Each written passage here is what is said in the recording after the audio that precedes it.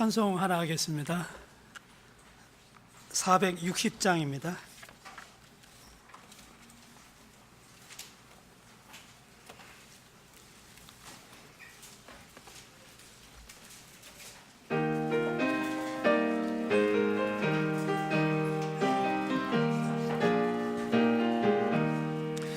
지금까지 지내온 것 주의 크신 은혜라.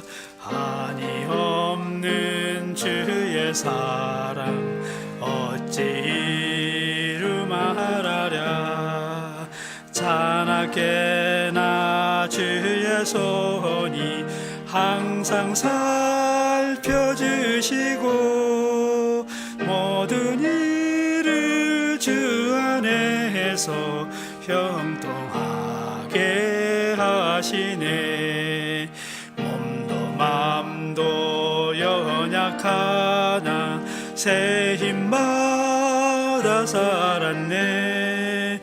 물 붓듯이 부으시는 주의 은혜 족하다. 사랑 없는 거리에서 험한 산길에 맬 때 마음의 손을 굳게 잡고 찬송하며 가리라. 몸도 마시 배울 날이 날로 날로 다가와. 무거운 짐 넓게 맡겨 벗을 날도 멀잖네. 나를 위해 예비하신 고향집에 돌아가 아버지의 품 안에서 영원토록 살리라. 아멘.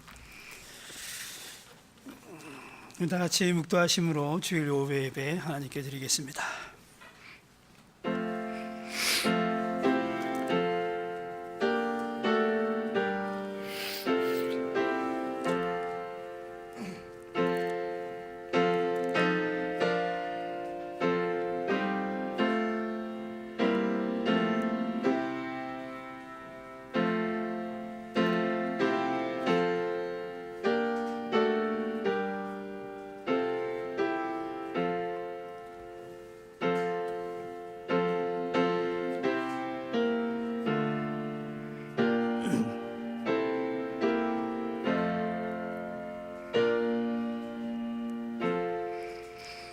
하나님 아버지, 지금까지 살아온 것 다 주님의 은혜였습니다. 주님의 은혜가 아니면 우리의 삶은 아무것도 아닌 것을 다시 한번 말씀을 통해서 또 주님을 통해서 알게 하옵소서. 예수님의 이름으로 기도드립니다. 아멘. 313장 찬송 부르겠습니다.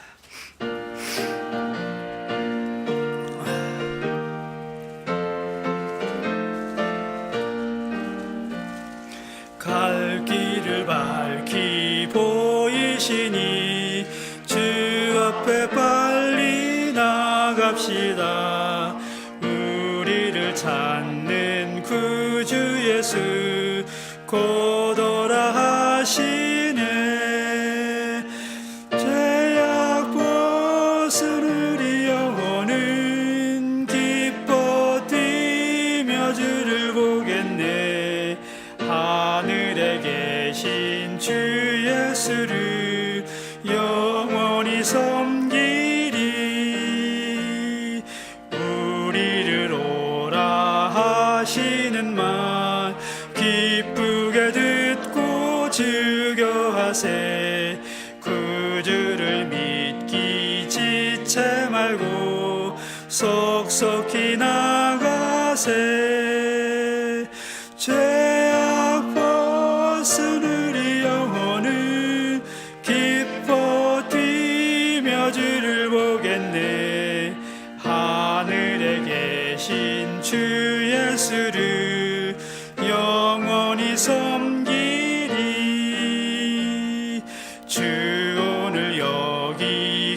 계시오니 다 와서 주의 말씀 듣세. 듣기도 하며 생각하니 잠이 치시로다.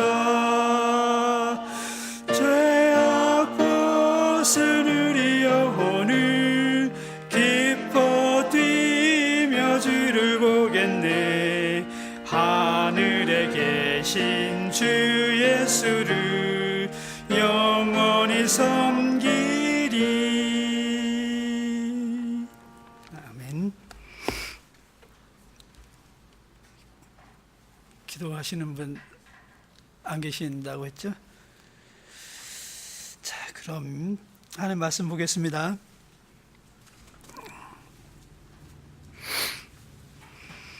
역대하 20장 조금 줄여서 보겠습니다. 15절에서 17절까지 보겠습니다. 구약성경 681쪽입니다. 야시엘이 가로되 온 유다와 예루살렘 거민과 여호사밧 왕이여 들을지어다. 여호와께서 너희에게 말씀하시기를 이 큰 무리로 인하여 두려워하거나 놀라지 말라. 이 전쟁이 너희에게 속한 것이 아니요 하나님께 속한 것이니라. 만일 내일 너희가 마주 내려가라. 저희가 시스고개로 말미암아 올라오리니 너희가 골짜기 어기 여루엘 들 앞에서 만나려니와 이 전쟁에는 너희가 싸울 것이 없나니 항원을 이루고 서서 너희와 함께한 여호와가 구원하는 것을 보라. 유다와 예루살렘아 너희는 두려워하며 놀라지 말고 내일 저희를 마주 나가라. 여호와가 너희와 함께 하리라 하셨느니라. 아멘. 지금 유다 나라의 그 여호사밧 왕 때입니다. 이때 그 모압과 암몬 그리고 또 기타 여러 민족들이 연합을 해서 유다를 치러 올라왔습니다.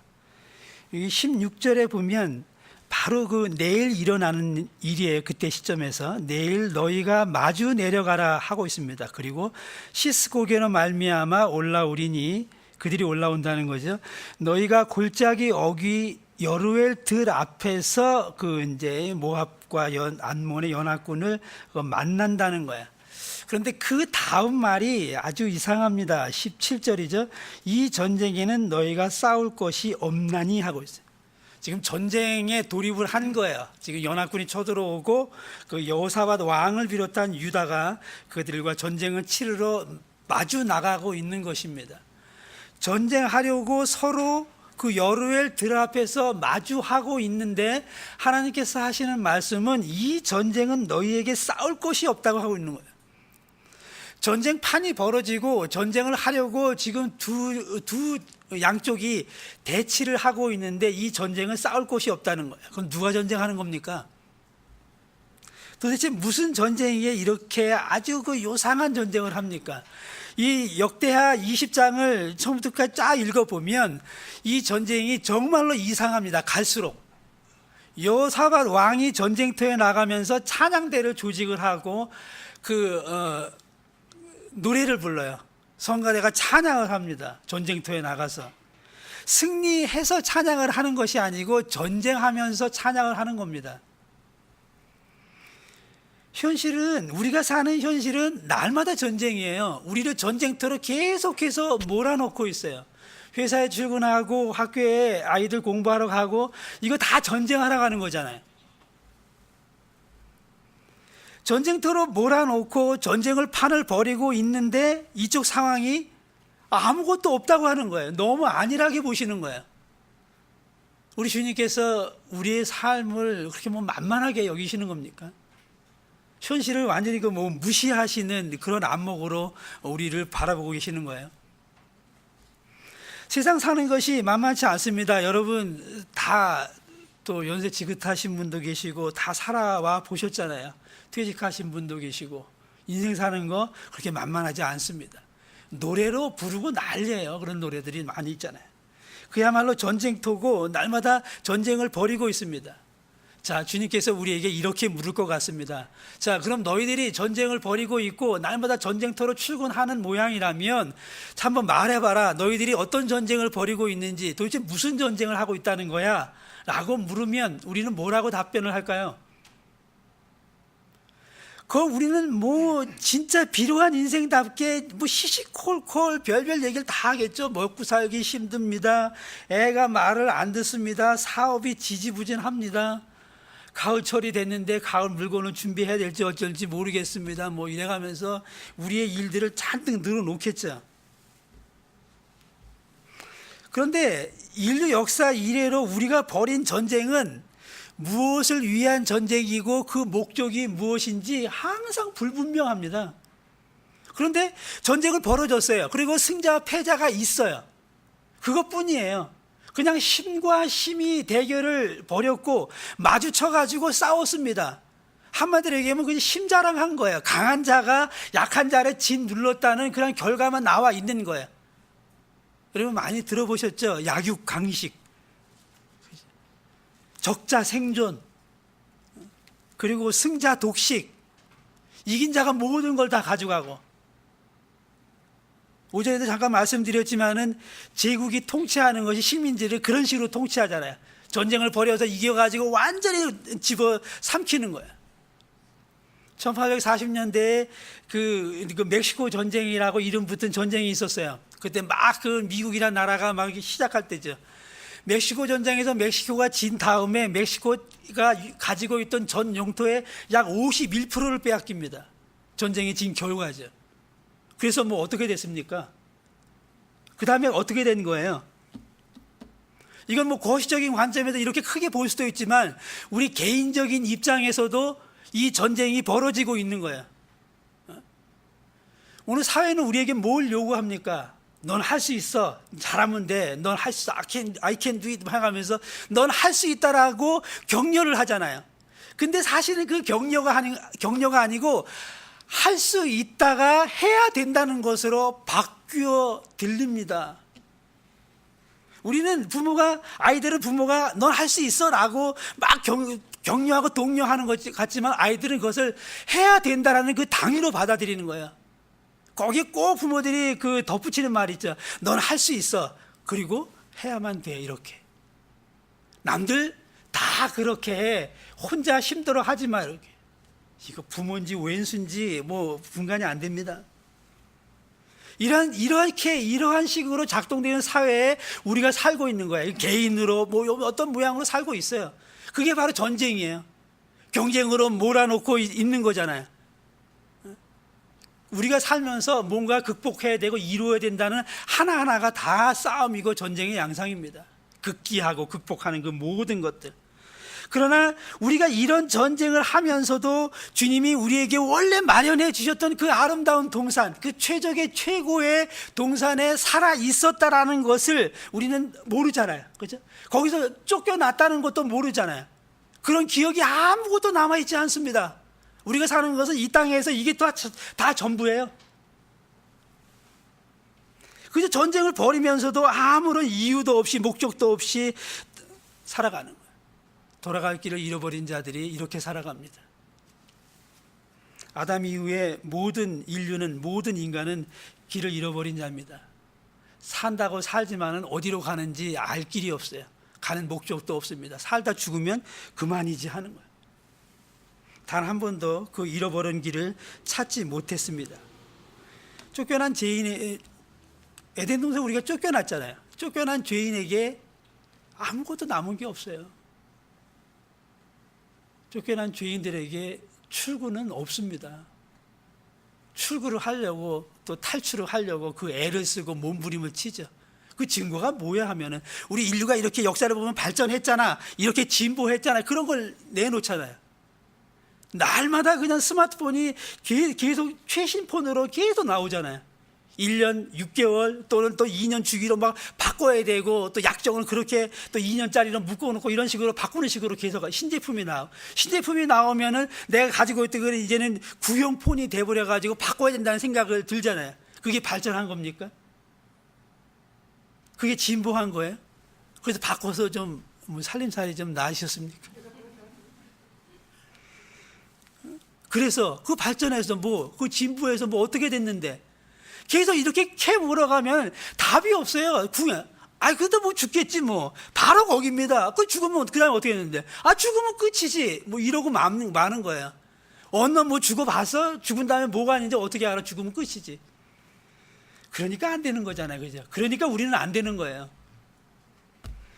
여전히 마지막 때에 세상 불타버린다는 그 말씀을 뒤집을 아무런 증거도 내놓지 못하고 있습니다. 성경은 그렇게 얘기하잖아요. 세상 끝날에 다 불태워버리고 우리가 자랑하는 그 진본이 발전이 모든 것이 다 사라져버리잖아요. 오직 주 여호와의 말씀만 남는 거잖아요. 우리나라는 미국이나 그 프로야구를 하게 되면 이 챌린지라는 게 있습니다. 경기가. 목사님도 가끔 야구 얘기하시던데 저도 야구 얘기 잠깐 해보면 그 경기를 하다 보면 아주 그 미묘한 상황이 있어요. 타자가 공을 쳤는데 1루로 도착하기 전에 1루 베이스로 도착하기 전에 이것이 아웃이 됐느냐 세이프가 됐느냐라는 판정이 애매한 거예요. 그래서 1루 심이 이제 판정을 일단은 내려야 됩니다. 그죠? 세이브든 아웃이든 판정을 내렸습니다. 그랬을 때 양쪽 팀에서 불만이 있는 측에서 챌린지 신청을 하는 거예요.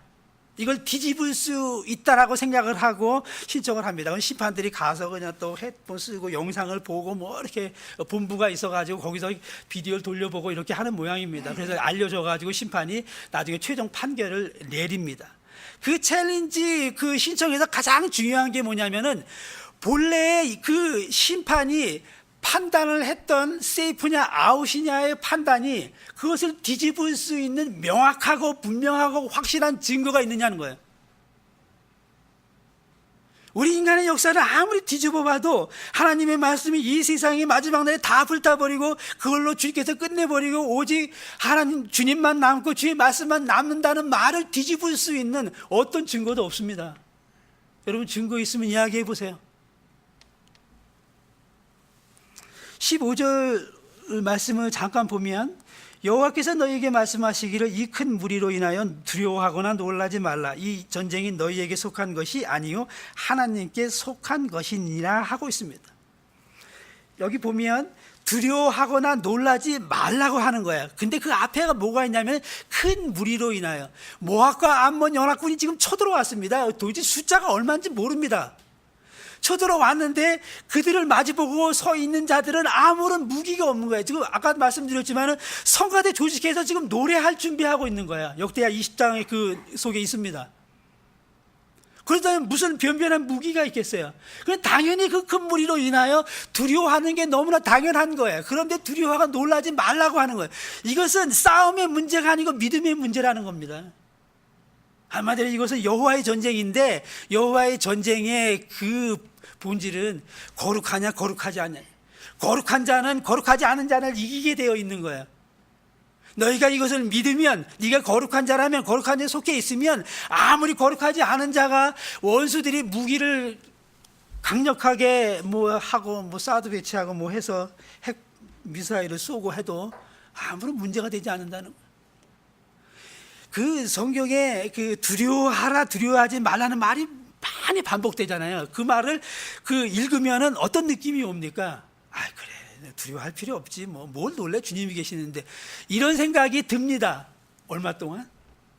3초 정확히는 0.3초 돌아서면 또 제가 여기 오면서 이제 설교 준비를 한 거예요. 처음 설교 준비를 이렇게 했습니다. 했는데 나중에 보니까 남아있는 게 반도 안 남아있어요. 다 뒤집어 엎어버렸어요. 그 다음에 이제 어떻게 되는지 모릅니다. 무슨 얘기를 하다 이게 꺼냈는지 모르겠지만 어쨌든 주님의 그 전쟁은 그 두렵거나 놀라운 그러한 명확한 그러한 상황에서도 그렇지 말라고 이야기하는 거예요. 그 말을 우리가 읽고 우리가 볼 때마다 그냥 이렇지 그렇게 두려워하지 말고 또 놀라지 말라고 하시는구나 라고 생각하도록 쓰이는 말이 아니에요. 주님은 그런 말을 던지고 내뱉을 때는 거기에 그것에 합당한 명확하고 정확한 근거를 가지고 있습니다. 아무리 큰 무리가 몰려와가지고 우리가 두려워할 수밖에 없고 놀랄 수밖에 없지만 이 전쟁은 내가 하는 거야 라고 근거를 딱 제시하는 거예요. 그러니까 우리는 두려워할 이유도 없고 놀랄 이유도 없는 거죠. 주님이 다 하신다는데. 결국은 뭘 말하는 거예요? 그건 믿느냐 믿지 않느냐는 것이잖아요. 내가 거룩한 하나님께 속해 있느냐 아니냐는 그 가름이잖아요. 내가 뭘 행하는 것이 아니고. 처음에는 이스라엘과 이방 민족이 전쟁을 벌입니다. 이것이 나중에 전쟁의 양상이 이스라엘 안으로 들어와 이스라엘 안에서 지지고 볶는 전쟁이 일어나요. 나중에 신약과 이제 신약 이후의 모든 시대에는 이 전쟁이 우리 안으로 들어옵니다. 이제 이 전쟁이 몸의 전쟁이 되어버리고 내부 전쟁이 되어버려요. 그것이 로마서 7장에 나와 있는 바울의 탄식이잖아요. 그 유명한 말.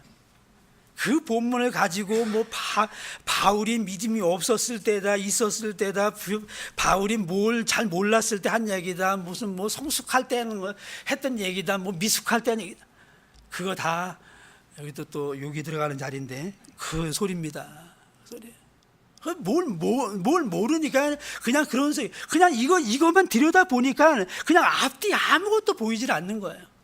바울이 그렇게 탄식한 것은 그 안에 우리는 그러한 자리에 항상 언제나 있을 수밖에 없다는 거예요. 놀라지 말라고 했지만 놀랄 수밖에 없다는 겁니다. 누가 이기게 하는 거냐? 너는 아니야, 내가 해 라는 거예요. 시편 43편 2절에 보면 이런 말씀이 있습니다. 주는 나의 힘이 되신 하나님이시오늘 어찌하여 나를 버리셨나이까? 내가 어찌하여 원수의 압제로 인하여 슬프게 다니나이까? 하고 있습니다. 그 전쟁이 벌써 싸움을 할 때 우리가 아는 그 힘으로 싸우는 것이 아니라는 거예요. 이 힘이 아니라는 것을 하나님께서는 예수님에게도 적용을 시켜가지고 예수님도 완전히 주님의 말씀에서 당해버렸어요. 주는 나의 힘이 되신 하나님이오늘 어찌하여 나를 버리셨습니까? 내가 아는 하나님은 그 힘이 많고 능력이 있으신 그 하나님이신데 그 힘으로 나를 충분히 붙들고 나를 충분히 지켜줄 수 있고 두렵고 놀라운 상황에서 건져줄 수 있는 그 하나님인데 왜 나를 버리셨습니까? 하는 거야. 완전히 당해버린 거죠. 그죠? 그렇게 믿었는데. 그럼 믿는 건 네 생각이고 네 자유고. 그 힘이 아니었다는 거예요. 우리가 생각하는 힘이 아니었다는 거죠. 우리는 항상 그 예수를 믿거나 또 어려운 일을 믿을 때 어려운 일을 당할 때 항상 뭘 구합니까? 힘을 구하잖아요. 주님 이길 힘을 주옵소서. 그 힘 없어도 이깁니다. 주님의 전쟁이냐. 대개 전쟁이 일어나면 어떤 일을 합니까? 전쟁이 예상되면 준비를 하잖아요. 유비무한 정신으로 준비를 하고 대비를 하지 않습니까? 그런데 오늘 본문 우리가 이렇게 이 전쟁은 너에게 속한 것이 아니야 하나님께 속한 것이야 이 말씀을 들었어요. 그 여호와의 전쟁은 그 주께서 하시는 거라면 뭘 준비해? 라고 어떤 사람이 그 말씀을 들은 티를 낸 거예요. 그래서 그 말을 듣고 또 상대방이 봤습니다. 전쟁이 일어났는데 그럼 뭐 아무것도 안 해? 그럼 우리는 아무것도 안 해도 되는 거야? 그러니까 또 말씀을 들은 사람이 그래 아무것도 안 해도 돼. 가만히 있어. 그냥 살아. 라고 하니까 화가 나가지고 그게 말이 돼? 말이 돼? 뭐라도 해야지. 이런 식으로 치고받고 하는 거야. 복음이 꼭 이러한 식으로 복음이 던져지면 꼭 이러한 식의 모습들이 계속 나타납니다. 완전 도돌이표예요. 복음을 전했어요. 십자가 복음을 알았습니다. 또 이거 그래서 뭐 십자가 마을 수련회 같은 거 하면은 또 밤새서 이야기하고 그러지 않습니까? 그럼 계속해서 이야기하는 거야. 그럼 뭐 아무것도 안 해도 되겠네. 뭐 기도 안 해도 되겠네. 뭐 12조 안 해도 되겠네. 뭐 자기가 안 해도 되는 것, 자기에게 유혹되는 그 유익이 되는 것은 다 기쁜 마음으로 받아들이죠. 그다음부터 뭔가 찜찜해가지고 정말 아무것도 안 해도 돼? 그럼 그래도 뭐라도 해야지. 뭐 이렇게 해요. 그리고 다 듣고 아멘하고 좋게 분위기 좋게 가다가 맨 끝에 가서 또 마지막 목사님 한 가지 마지막 질문 하나 드리겠습니다. 뭡니까? 우리는 어떻게 살아야 돼요? 마지막 질문 그걸 붙이는 거예요. 시거 다 들어놓고. 이것이 계속 도돌이표처럼 계속 반복됩니다. 이 도돌이표가 무한 도돌이표예요. 계속 반복됩니다. 전쟁이다. 준비해야지. 주님이 전쟁이면 뭘 준비해? 그럼 가만히 있어? 가만히 있어. 가만히 살아. 그럼 어떻게 해야 됩니까? 그러려니 하죠, 이제는. 이 기가 막힌 전쟁의 실상, 근본 원인은 뭐냐면은 우리 전쟁이 아니라고 그랬잖아요. 그럼 누구 전쟁이에요? 여자의 후손과 뱀의 후손의 전쟁이 거기까지 올라가는 거예요. 창세기까지 올라가는 겁니다. 그렇다면 우리는 뭡니까? 우리는 싸움 구경하는 거죠. 그 대표적인 유명한 구절이 그 출애굽기 14장 13절 이후에 나오잖아요. 여러분 다 아시겠지만은 제가 한번 읽어보겠습니다. 모세가 백성에게 이르되 너희는 두려워 말고 가만히 서서 여호와께서 오늘날 너희를 위하여 행하시는 구원을 보라. 너희가 오늘 본 애굽 사람을 또 다시는 영원히 보지 못하리라. 여호와께서 너희를 위하여 싸우시리니 너희는 가만히 있을지니라. 주님이 다 하신대잖아요. 그죠? 그 우리는 이제 구경하는 거예요. 구경. 그런데 구경하는 것이 참 이거 뭐 재밌다고 해야 되나? 그 전쟁의 양상이 이렇게 진행이 됩니다. 한마디로 얘기해서 여자의 후손과 뱀의 후손의 싸움이에요. 고래가 싸우는 것입니다. 고래 싸움에 새우등이 터진다며요. 싸움은 고래가 하는데 피해는 새우가 입는 거예요. 이걸 좀 유식한 말로 하면 부수적 피해라고 합니다. 부수적 피해. 그런 말이 있어요. 그런 말로 그 제목으로는 책도 있습니다. 부수적 피해. 전쟁이 주 목적이잖아요. 그죠? 싸우는 게. 전쟁이 주 목적인데 거기에 부수적으로 부차적으로 어떤 피해가 생겼다는 거예요. 한국전쟁 당시에 아주 그 총 사망자를 가장 그냥 크게 잡으면 450만 명쯤 됩니다. 되는데 전쟁에 직접 총칼을 들고 싸운 그 전쟁 당사자 군인들의 사망자가 약 44만 명이래요. 그럼 나머지 90% 이상은 민간인이 죽은 거예요. 그 배보다 배꼽이 더 큰 식으로 더 많이 죽은 민간인의 죽음을 전쟁 당사자의 입장에서는 부수적 피해가 발생했다라고 이렇게 발표를 합니다. 미국 CNN 뉴스 같은 거 보면은 그 전쟁 그 상황 발표할 때 항상 이러죠. 여기 우리 군인이 몇 명 죽었고 부수적 피해로 얼마. 여기 이제 영어로 또 멋지게 해야 되는데 그런 말이 있습니다. 가을이 되면 그 이제 운동회 같은 거 하잖아요. 이제 저희도 이제 그 큰 아파트 단지인데 그 학교 옛날 같지 않아서 그 초등학교 운동장이 요즘엔 작습니다. 굉장히. 그래가지고 무슨 인조잔디 같은 거 깔아놓고 그랬어요. 그래도 그 작은 데에서 그 운동회 같은 걸 해요. 그래서 운동회 그 하이라이트는 그 뭐니 해도 이제 이어 달리기 같은 거잖아요. 달리기 시합이잖아요. 그래서 이제 여러 팀이 이제 달리기가 출발했어요. 딱 열심히 달립니다. 달리다가 어떤 한 아이가 넘어졌어요. 이제 엎어지니까 보니까는 무릎팍이 깨져서 피가 흐르고 있습니다. 그러니까 애를 피를 보면 놀라잖아요, 아이들은. 그 피 보고 주저앉아서 그냥 달려야 될지 생각도 잊어버리고 그냥 엉엉 울고 있는 거예요. 자, 또 다른 한 아이도 넘어졌습니다. 무릎팍이 깨졌습니다. 피가 흘립니다. 피가 흘러요. 그런데 피를 쓱 보더니 그냥 툭툭 털고 씩 한번 웃고, 여기 씩 한번 웃는 게 굉장히 중요해요. 씩 한번 웃고 그냥 꼬린 지점으로 계속 달려나간 거예요. 자, 지금 달리기 시합이라는 아주 그 주된 목적을 가진 어떤 일이 벌어진 거예요. 그런데 달리다가 넘어진 것은 부수적 피해예요. 그런데 그냥 씩 웃고 꼬린 지점으로 달려간 아이의 특징은 뭐냐면은 그러한 피해가, 그러한 상처가, 그러한 아픔이, 그러한 죽음까지 내게 있더라도 그건 문제가 되지 않는다는 거예요. 왜? 나는 꼬린 지점으로 달려갈 거기가 있기 때문에 거기까지 가야 된다는 거예요. 뭐가 중요한지를 아는 거죠. 그죠? 깨지든 말든. 이것이 성경에서 말하는 인내라는 것입니다.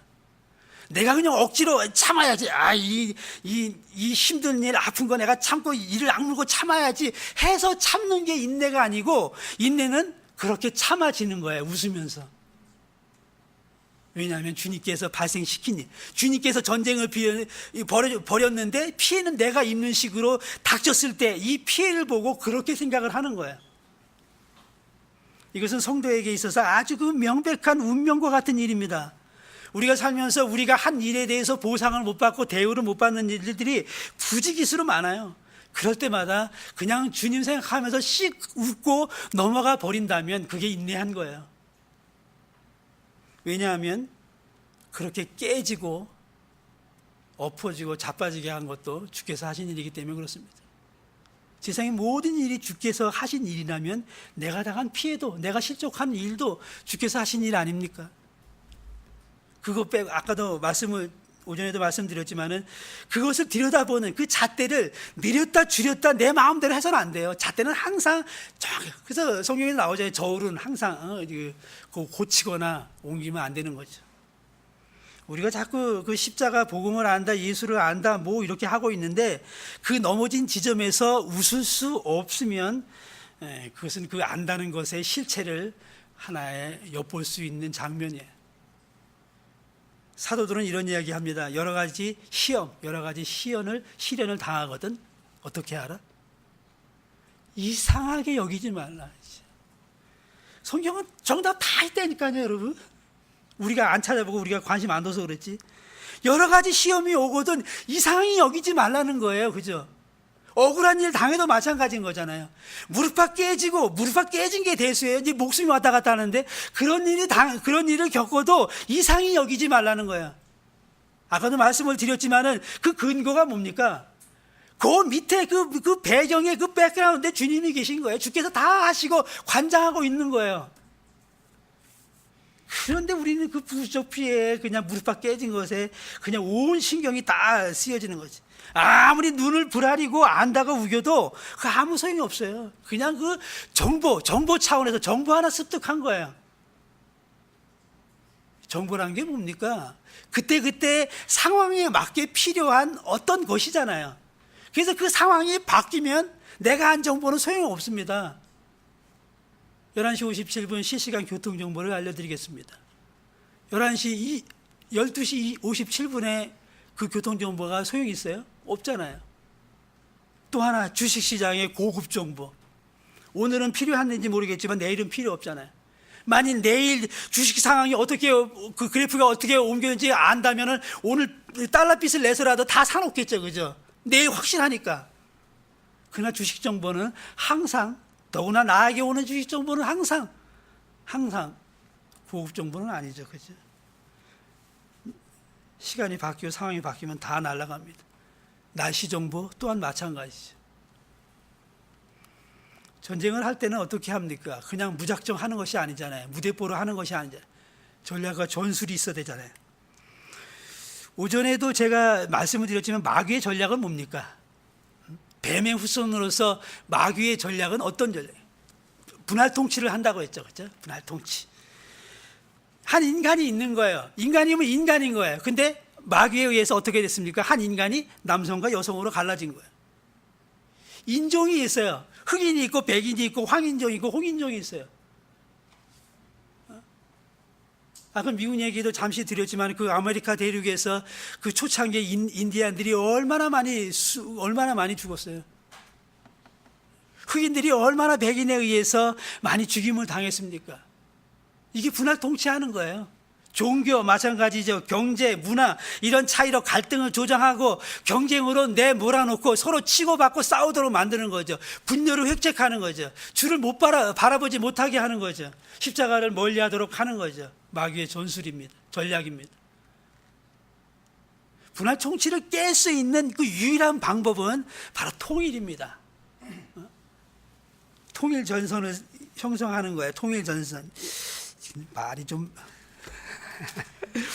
갈라디아서 이렇게 이럴 때는 이제 하나님 말씀을 갖다가 끌어다가 갈라디아서 그 3장 28절입니다. 보면 너희는 유대인이나 헬라인이나 종이나 자주자나 남자나 여자 없이 다 그리스도 예수 안에서 하나이니라. 그리스도 안에서 하나인 거예요. 그리스도 안에서 하나. 또 에베소 1장 9절 10절에도 보면 그 뜻의 비밀을 우리에게 알리셨으니 곧 그 기쁘심을 따라 그리스도 안에서 때가 찬 경륜을 위하여 예정하신 것이니 하늘에 있는 것이나 땅에 있는 것이나 다 그리스도 안에서 통일되게 하려 하심이니라. 여자의 후손 되시는 주님께서 마귀를 대적하는 그 전쟁에서 사용하시는 그 전략은 통일전선입니다. 남과 여가 우리는 구별했는지 모르겠지만 그거 하나라는 거예요. 자유자나 노예나 하나라는 거예요. 인종 갈등, 종교 갈등, 문화, 정치 모든 갈등이 그냥 하나라는 거예요. 어디서? 그리스도 안에서, 주 안에서. 그러니 그 안에서 뭔가 나누는 것은 마귀 전략에 넘어가는 거죠. 그래서 주 안에서는 나라는 주체가 거기에는 있을 수가 없는 거죠. 나라는 것을 따로 상정할 필요가 없어요. 그리스도 안에서 그리스도 있으면 되는 거예요. 그것이 모여서 그리스도 몸이 되죠. 머리 대신 그리스도를 놓고 그 지체로서 그리스도의 몸을 이루는 겁니다. 그게 통일체를 이루고. 그런데 우리는 이런 것들을 이렇게 안다고 해도 그냥 정부 차에서 듣고 흘려버린다면 아무것도 남는 것이 없어요. 그냥 모두 너무 자주 잊어버립니다. 구약을 한마디로 얘기하라면 저는 기억하라라고 말씀드리고 싶어요. 기억하라. 옛적 일을 기억하라. 여호와 하나님께서 하신 일을 기억하라. 네 조상들에게 한 이야기를 기록하라. 신명기에 보면 대표적으로 그런 내용들이 아주 압축적으로 해서 다 기록이 되어 있죠. 너무 그 오고 오는 후손들이 다 잊어버리니까 그걸 기억하라고 하는 거야. 지금 우리는 못 기억하고 있잖아요. 에덴 동산 쫓겨난 거 기억하지 못하고 있잖아요. 그러니까 쫓겨난 걸 기억하지 못하니까 돌아가야 된다는 것도 기억을 못하는 거예요. 생각이 안 나는 거죠. 이른 봄에 그 눈 속에 그 매화꽃이 피면 우리는 그것을 보고 감탄을 합니다. 감탄을 하다가도 진달래꽃이나 철쭉꽃이 활짝 피게 되면 매화꽃은 어디 갔습니까? 이 기억 속에서 다 사라져 버리죠. 주님의 말씀도 우리에게 꼭 그런 식으로 우리는 처리해 버려요. 아무것도 남는 게 없어요. 그래서 목사가 맨날 똑같은 소리 해도 되는 모양이에요. 그저 내 눈을 호강시키고 또 우리 살다가 또 어려운 일 당하면 그냥 뭐 말씀이고 팽개치고 다 그냥 돌아서 버립니다. 가끔 버티는 사람이 있어요. 가끔 버티더라도 그 버티는 것이 그 자기 투자한 돈이나 시간 때문이지 결코 믿음 때문에 버티는 건 아닌 것 같습니다. 초창기에 이 기독교는 아주 그 사악한 종교로 이름이 났어요. 뭐 피를 마시고 또 몸을 뭐 떡으로 삼아 먹고 뭐 이런 이야기들이 질비하게 나오잖아요. 요한복음 6장에 보면 그런 얘기들이 쭉 나와 있습니다. 예수 그리스도로 그 피로 발라진 예수 그리스도의 그 피가 소스처럼 뿌려진 그 피의 복음이 입에 맞지 않으니까 그냥 뱉어버리는 거예요. 뱉어버리고 돌아서 버리는 겁니다. 에이, 맛없어. 다른 집에 가서 먹어야지. 이러고 돌아서. 그러면 주님은 어떻게 합니까? 그럼 잘 가. 어디 예복도 없이 와가지고 이 고급 음식을 타박을 하고 있어. 뭐 이런 식으로 해서 가는 거 붙잡지 않습니다. 그런 말씀을 보고 제자들도 참 이 말씀이 어렵도다라고 했어요. 누가 들을 수 있겠느냐? 오늘날 우리도 마찬가지입니다. 누가 이 말씀을 듣고 소화시켜낼 수가 있겠습니까? 모든 결과와 정답은 우리의 것이 아닙니다. 우리가 보기에 정말로 이상하고 정말 이렇게 신기한 여호와의 전쟁은 그 시작하신 분이 끝도 내십니다. 아무 생각 없이 생각이 많으면 뭐가 상한다고요? 비위가 상합니다. 그러면 아무 생각 없이 사세요. 성경 한 구절 보고 마치겠습니다. 시편 46편 9절과 10절인데 저가 땅끝까지 전쟁을 쉬게 하시며 활을 꺾고 창을 끊으며 수레를 불사르시는도다. 이르시기를 너희는 가만히 있어 내가 하나님 됨을 알지어다. 내가 열방과 세계 중에서 높임을 받으리라 하시도다. 하나님께서 우리를 쉬게 하신다는 거예요. 전쟁에서 관여하지 않고 쉬게 하신다는 거예요. 쉬게 하실 때 쉬면 되는 것입니다. 예수님 때문에 하늘과 땅에서 난리가 났어요. 모든 사단이 거기서부터 시작이 되는 거예요. 이제는 우리가 사나 죽으나 다 주의 것임을 알고 그것이 복인 줄 알고 그냥 사시면 됩니다. 쉬라고 하셨으니까 우리는 쉬면 되겠죠. 그죠? 여러분 잘 쉬십시오. 기도하겠습니다. 하나님 아버지, 전쟁은 여호와께 속한 것이고 주님께서 다 앞뒤 가릴 거 없이 해내신다고 했습니다. 그저 우리가 나서서 어떻게 할까, 무엇을 먹을까, 무엇을 입을까 염려하는 것이 아니라 이미 맡겨진 채로 주께서 끌고 가시고 있으니 주님 하시는 일 보면서 쉬라 하신 대로 잘 쉬게 하옵소서. 예수님의 이름으로 기도드립니다. 아멘.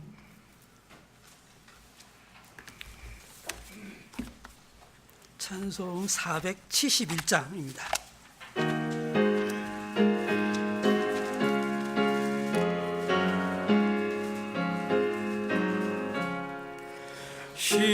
십자가 그늘 밑에 나시기 원하네. 저 햇빛이 미죄이고 또 짐이 무거워. 이 광야 같은 세상에 늘 방황할 때에 주 십자가의 그늘에 내 쉴 곳 찾았네. 내 눈을 밝히 떠서 저 십자가 볼 때 나 위에 고난 당하신 주 예수 보인다.